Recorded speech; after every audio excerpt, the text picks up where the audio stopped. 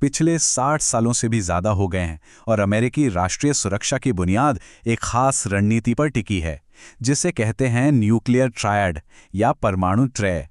ये एक ऐसा सिस्टम है जिससे दुश्मनों को किसी भी हमले से रोकने और दुनिया में एक तरह का संतुलन बनाए रखने के लिए ही डिजाइन किया गया है। तो सवाल ये उठता है कि आखिर तीन ही क्यों?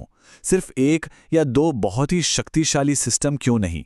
इस पूरी बातचीत में हम इसी सवाल की गहराई में जाएंगे कि ये तीन स्तंभों वाला स्ट्रक्चर अमेरिका की परमाणु रणनीति के लिए इतना जरूरी क्यों बन गया है। अच्छा, तो इसे समझने के लिए सबसे पहले परमाणु निवारण या न्यूक्लियर डेटरेंस के आइडिया को पकड़ना होगा। इसका मकसद देखिए बहुत सीधा है, किसी भी हमलावर को ये 100% यकीन दिला देना कि अगर उन्होंने हमला करने की सोची तो जवाबी कार्रवाई इतनी भयानक होगी कि हमले का कोई मतलब ही नहीं रह जाएगा। असल में ये शांति बनाए रखने का एक तरीका है, एक गारंटीड जवाबी हमले के डर से। और हाँ, ये कोई खोखली धमकी बिल्कुल नहीं है। आज का जो अमेरिकी परमाणु त्रय है वो एक बहुत बड़ी और अलग अलग तरह की ताकत है। इसमें समुद्र, जमीन और हवा में तैनात सैकड़ों हथियार शामिल हैं, और यही विशालता और विविधता इस पूरी रणनीति को भरोसेमंद बनाती है। चलिए, इस त्रय के पहले और शायद सबसे अहम हिस्से से शुरू करते हैं, समुद्री घटक। इसकी सबसे बड़ी खासियत है सर्वाइवेबिलिटी, मतलब किसी भी तरह के पहले हमले से बच निकलने की पक्की गारंटी। और इस क्षमता का केंद्र है ये Ohio class ballistic missile submarine या SSBN।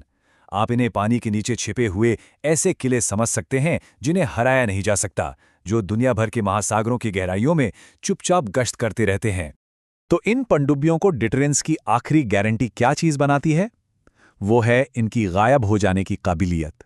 देखिए, महासागर इतना बड़ा और गहरा है कि किसी भी दुश्मन के लिए इन सारी पनडुब्बियों को एक साथ ढूंढकर नष्ट कर देना लगभग नामुमकिन है।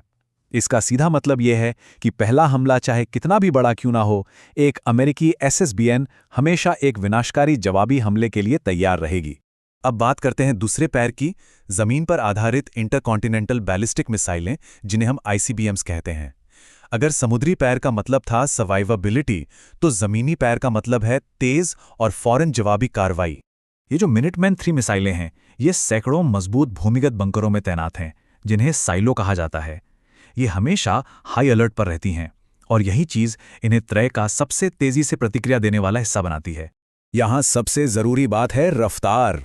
राष्ट्रपति का आदेश मिलते ही बस कुछ ही मिनटों के अंदर इन मिसाइलों को लॉन्च किया जा सकता है, और ये 30 मिनट से भी कम समय में दुनिया के किसी भी कोने में अपने लक्ष्य को तबाह कर सकती हैं। ये इतनी तेज प्रतिक्रिया है कि किसी भी हमलावर को सोचने का दूसरा मौका ही नहीं मिलेगा।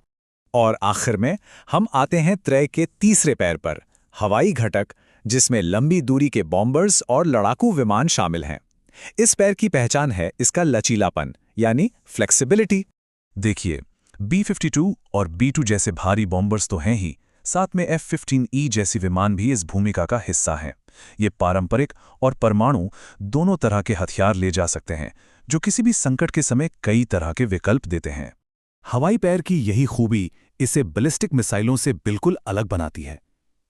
बॉम्बर्स को खुले तौर पर तैनात करके बिना एक भी गोली चलाए अपने इरादे का संकेत दिया जा सकता है।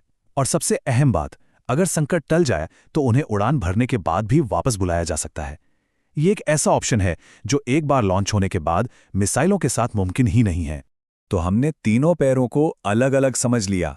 समुद्री पैर सर्वाइवेबिलिटी देता है, जमीनी पैर तेज प्रतिक्रिया देता है, और हवाई पैर लचीलापन। लेकिन असली ताकत इन तीनों के एक साथ होने में है।